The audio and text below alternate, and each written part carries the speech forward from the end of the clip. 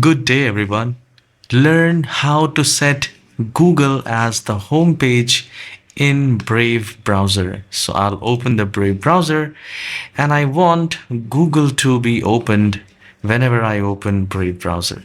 So to do that, we need to click on these three lines at the top right corner and we will need to click on settings. And the very first option is get started. And if you want to make it make default, you can do that.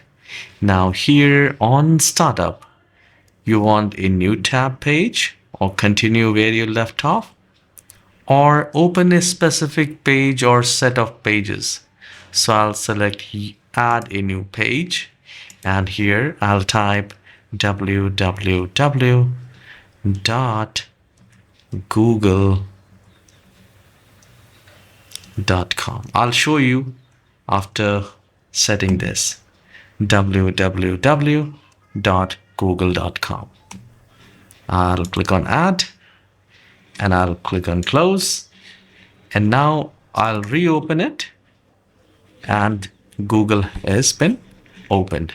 So this is how you can set Google as your home page in Brave browser. Please subscribe for more tutorials like this.